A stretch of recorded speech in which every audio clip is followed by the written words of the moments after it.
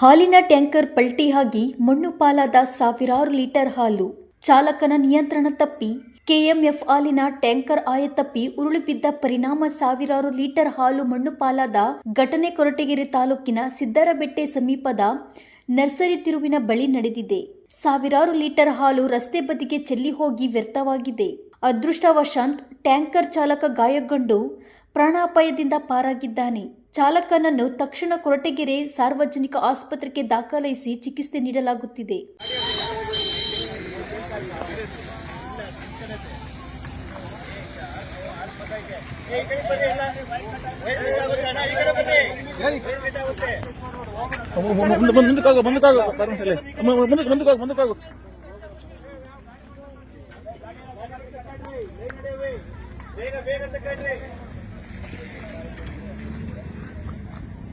ಇನ್ನಷ್ಟು ಉಪಯುಕ್ತ ಮಾಹಿತಿಗಾಗಿ ನಮ್ಮ ಜೊತೆಯಲ್ಲಿ ನ್ಯೂಸ್ ಯೂಟ್ಯೂಬ್ ಚಾನೆಲ್ ಅನ್ನು ಸಬ್ಸ್ಕ್ರೈಬ್ ಮಾಡಿ, ಬೆಲ್ ಐಕಾನ್ ಅನ್ನು ಕ್ಲಿಕ್ ಮಾಡಿ. ನಿಮ್ಮ ಅನಿಸಿಕೆಗಳನ್ನು ಕಮೆಂಟ್ ಮೂಲಕ ತಿಳಿಸಿ.